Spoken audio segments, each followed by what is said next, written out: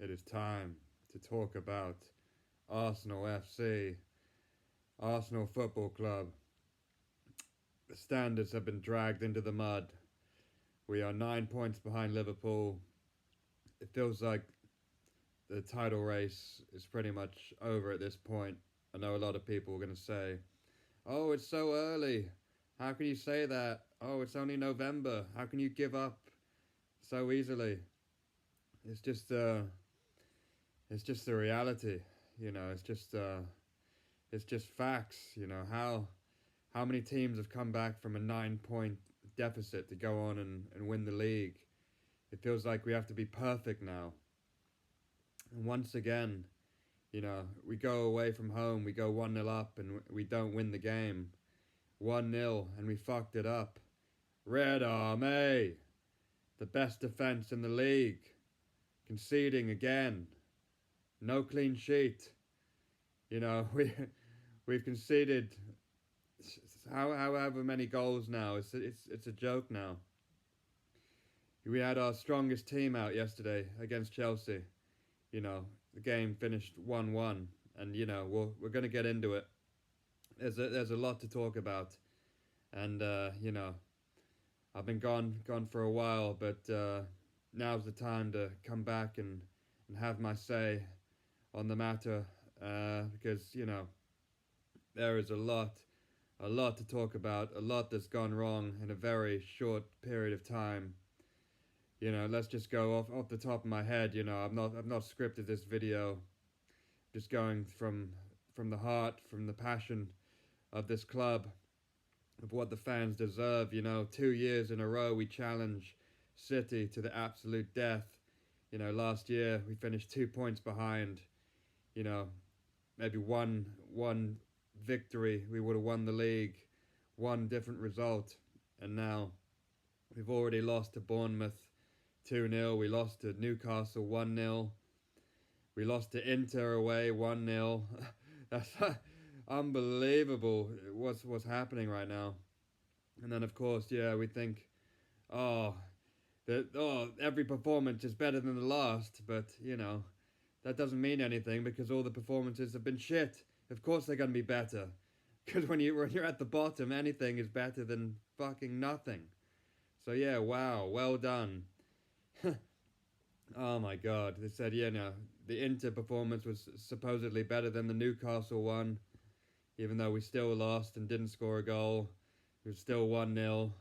So, I mean, there's always context to these games and to these situations. There's been a lot of red cards that went against us in the Brighton game, and we drew that in the City game when they came back and drew that, That's when it really feels like if we had just got that over the line away at the Etihad, then we'd be flying away at the top versus Liverpool. I mean, that's what really hurts right now. That hurts the real Arsenal fans because we know deep down it should be us who should be at the top of the table right now, not the other red team. It should be Red Army who's top of the league right now. The trajectory of this club, like I said, 2 seasons in a row, we've been battling for first with Man City and we finished second. And now we're not even third. We're like tied behind Chelsea on goal difference still. I think we're in fourth place now. And the league is so congested. It's like 3 points between like third and 11th or something like this. It's crazy. And when we had to win that game yesterday. And we didn't. And we went 1-0 up. And 1-0 to the Arsenal, the classic song, the classic ethos of this club. George Graham, what's happened to it? We, like I said, supposed to have the best defense. We had everyone back. Ben White, Gabriel, Saliba, Timber. You had Partey and Rice in midfield. Supposed to break up the play, but no, we just let Neto run into space and just have a free shot. Credit to him. Absolutely brilliant goal outside the box. We don't do that enough. All we're doing now is side to side and then try and cross the ball into bloody Trossard, who's 5 foot. So we're inverting Havertz on the wing, and then we don't have a striker in the box. But yeah, oh my God, there's just so much to talk about. Where do you even start? It's been 5 minutes in. I feel like I haven't even scratched the surface of this club. We've just had Edu leave this as the sporting director role because he apparently wasn't going to get given the CEO role. Some guy called Richard Garlick who's coming in now. Well, this club fucking stinks right now. So Garlick, you got to sort it out, mate, because this is a joke, man. It's been over like 20 years since we've won the league, since we've challenged for the actual major honour of this country, the English Premier League. It's only so many times you can come so close. We lost to Leicester when we should have won it, when Giroud cost us. Oh my God, and we've lost to City. They've won it 4 years in a row. The new dynasty who've become even better than the old United of age. So it's just absolutely ridiculous. And now they've lost 4 games in a row. They've lost to Spurs in the Cup. They've lost to Sporting in the Champions League. They've lost to Bournemouth now. So credit to the Cherries. They're putting in real work. Credit to them and their manager, Semenyo. Real great character about that team. And then they just lost again away versus Brighton. But we can't take advantage of it. Every time we have the chance to have taken advantage, we just can't do it. We just choke every time the pressure's on us. We bottle it.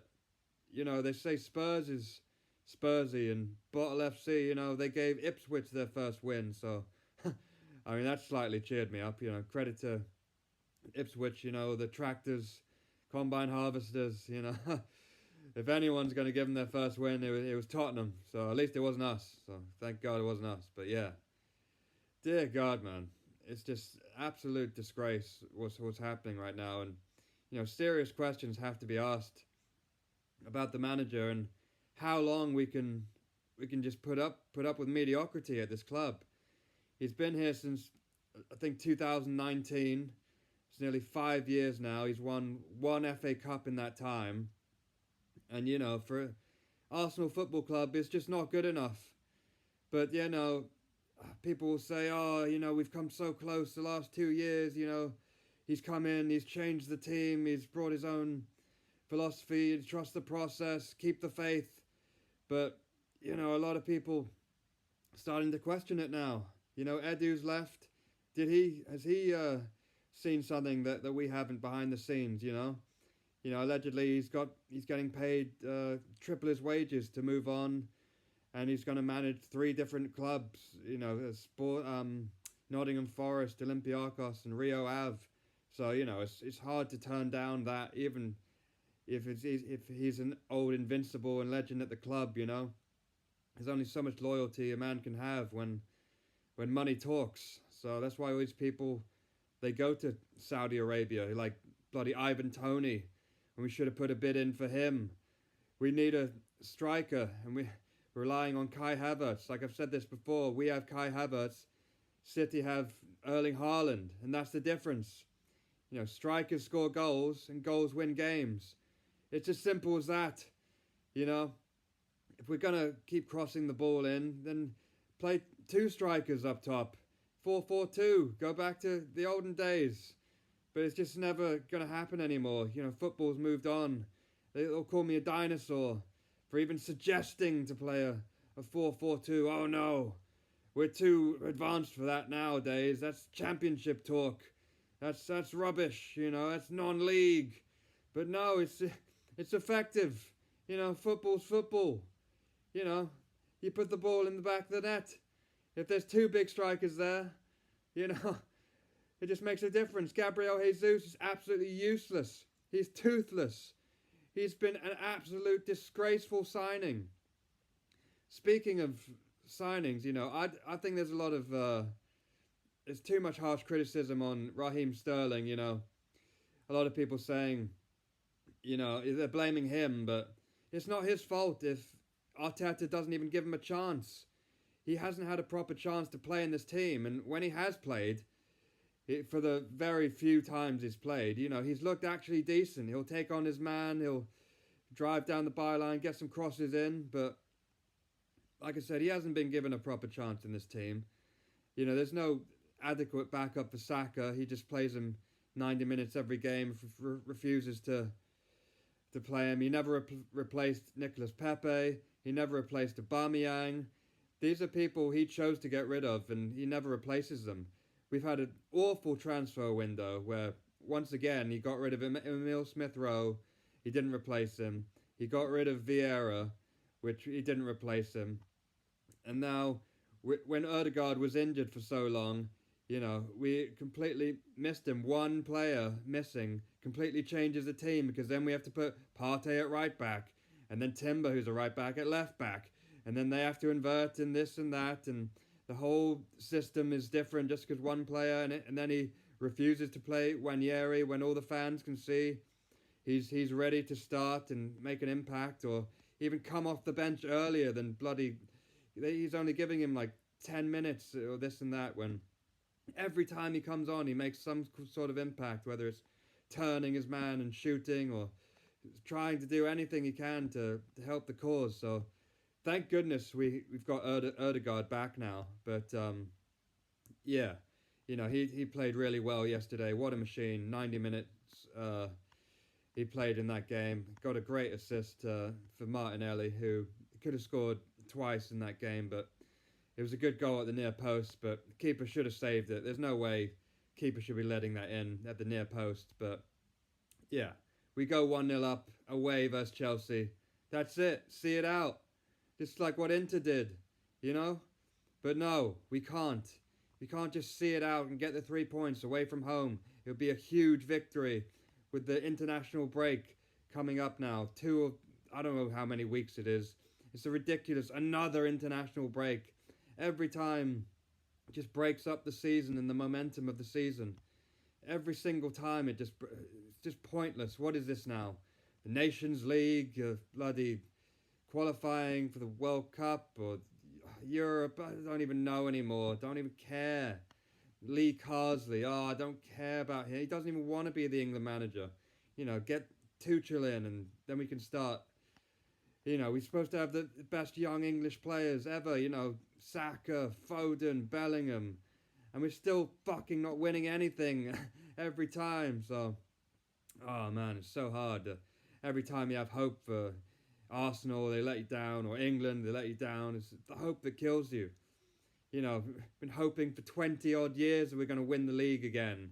But no, it's always someone else. It's always, we sell Robin Van Persie to United and they win the league. Oh no, and then bloody Leicester win the league when we should have won it. And then City are dominating. And then, Chelsea with Abramovich, they dominated. And Drogba, who every time would beat us. Thank God he's gone. But yeah, and then now City are the new dynasty. And they're finally falling off, and we're not there to capitalise in the season where we should be. And everyone's saying, Slot's just come in and, he's hit the jackpot. You know, he's one spin, and he's hit the bonus. Unbelievable. He doesn't have to change pretty much anything in that team. He always just comes in, and Klopp's team is just there, ready. All these attackers, like Salah, Nunez, fucking, oh my God, there's so many. Gakpo, there's too many. Diaz, so many to name, and they're all firing on all fronts right now, and it's crazy, man. 14 minutes in, just ranting about my club because I've lost hope, lost the faith, you know. Like I said, Arteta, if he doesn't win anything this year, then are we just going to stick with him? I feel like they are. I feel like he has way too much power at this club now. I feel like it's Arteta FC instead of Arsenal FC. So yeah, I mean, if it were me, I would try and, if he doesn't win anything this year, then I think it's time. Thank you for the memories, and it's time to move on. It's time to go, you know, as Claude would famously said. But the season's not over. But now we have a international break to dwell on now. Cannot wait to just come back and put it right and get a win now, because you know it feels like every game is a tough game. there's never any easy games in the Premier League. You know, obviously there's no divine right to win a game or win the league, but when you come so close 2 years in a row, and now it just seems like it's just falling off a cliff now. It feels like we've given everything we've got, and now we've run out of steam. We've lost the momentum. We're running out of ideas. You know, at the start it was great. We were all Dark Arts FC. We were keeping the clean sheets. We were the best defense in Europe, and now we just lost our heads with these red cards, and then we lost vital points at the Etihad and against Brighton, and then we lost ridiculous games of teams that we should be beating if we want to win the league, you know. And I'm not saying Newcastle away is an easy game at all either, because yeah, that's not an easy game at all. It's a tough away game. The crowd gets behind them, but yeah, to lose 1-0, just to be toothless in attack, to run out of ideas. All we're doing is crossing the ball in, and we're not crossing it to anyone in there. And yeah, set piece FC deliveries have been poor lately. Gabriel hasn't been able to score lately, but maybe he's been found out, and they're marking him out of the game. They're double teaming Saka all the time, so it's really difficult for him to play his best. You know, Martinelli been struggling, but he got a goal yesterday. You know, Trossard finally been benched. He's been starting every game and letting us down. He's more of an impact sub, but he comes off the bench yesterday, and he should have won the game for us. He had 2 chances he should have scored. He blasts one over the bar, and then he gets in the way of Kai Havertz's tap in, and then he misses it as well. So absolutely shocking. We should have won that game, and then yeah, just everything's going against us at the moment. You know, it's a really tough time right now. Away versus Inter, they get a handball, but they just blast it in Marino's hand like 2 yards away. You know, the rules are different in Europe than they are in the Premier League for handball, which is ridiculous, because how can the rules be different if it's the same game of football? So it's just unbelievable. And then their keeper punches Marino in the head, and we don't get that. No one's talking about Martinez was on a yellow card, and then he asked for another card, the simulation, the sign, and then he just gets away with that. So he should have been sent off. No one even mentioned that. So yeah, it's just so frustrating to go 1-0 up and just not see it out. Not go and get the second goal. The same thing every time. We can't get the second goal, get the cushion, and then we can't keep the clean sheet either. So yeah, it's another 3 points dropped. It's just 1 point now. So yeah, 2 points dropped in effect, because we should have won that game. So frustrating. But anyway, yeah, Gusto, he had a great chance. He missed a header. He should have scored, but we should have won that game right at the death. If Trossard just leaves it to Havertz and he taps it in. You know, Havertz, he had a decent game. He scored a goal which was really just marginally offside, but you know, if it's offside, it's offside. So that's fair enough. That's you got to draw these lines, but even that feels so drawn out, and they long it out. They need to get some automatic offside thing like they do with the goal line technology. It should be able to do that. It always feels like some guy's just drawing a line randomly, but like I said, if it's offside, it's offside. That's fair enough. It's just so disappointing right now. 9 points behind Liverpool. It feels like the dream is over. Raheem the Dream can't get a game, can't get in the team.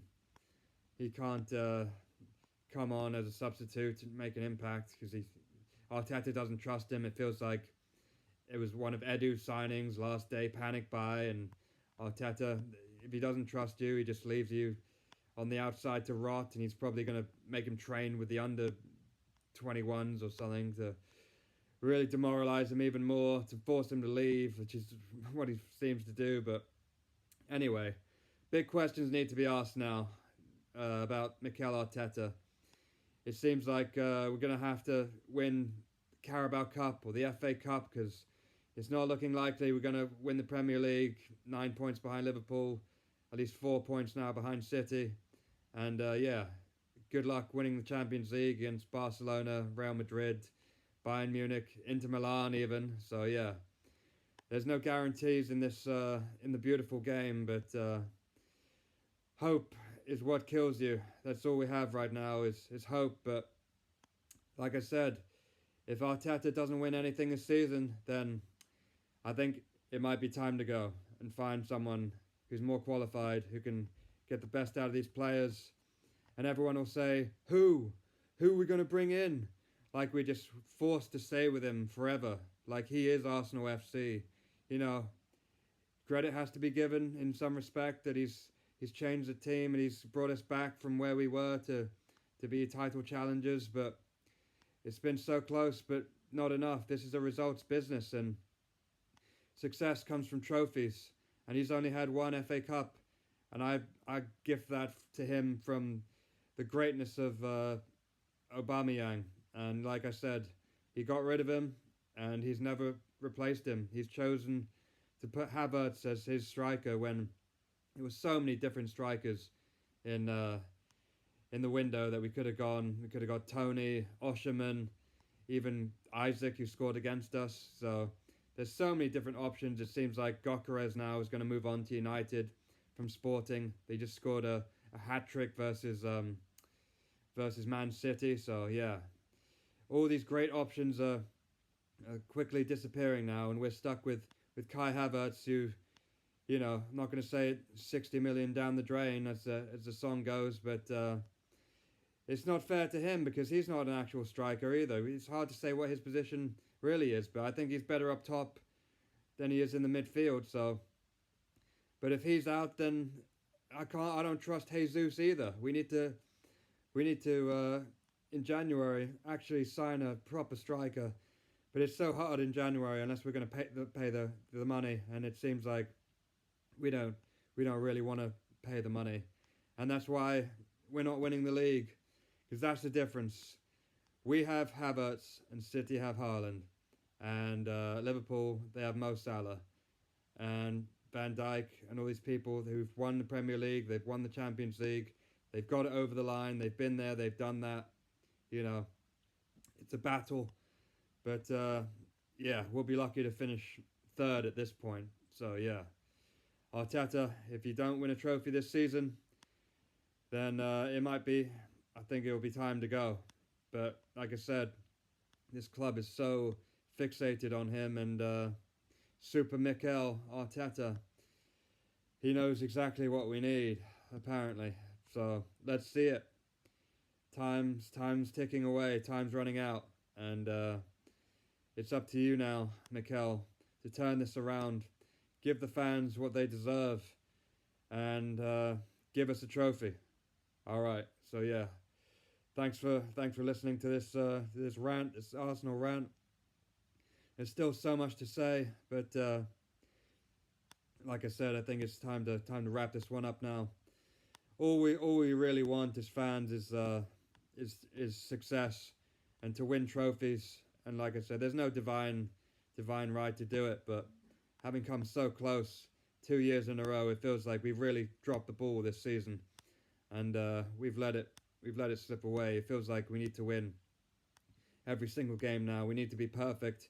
Can't make any more mistakes. So hopefully now there'll be no injuries now in the international break, but knowing Arsenal, Ødegaard will probably get injured again, Partey will get injured, Saka will get injured, so fingers crossed, no more injuries. So yeah, come on you Gunners. There's a long way to go yet. Season's not over, but it's very demoralising, and it feels like we've lost a lot of opportunities where we should be challenging, and Liverpool are the ones who've taken advantage of City dropping points now when it should be us up there.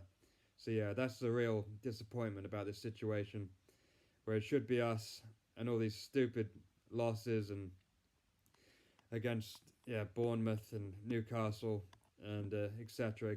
Yeah, we've really dropped the ball. So yeah, Mikel, this is a challenge to you to really pick it up now and get the lads playing their best football, pick the best team. We come back strong after the international break with our best squad, and we go on and try and put a run together. So yeah, come on you Gunners. win a trophy.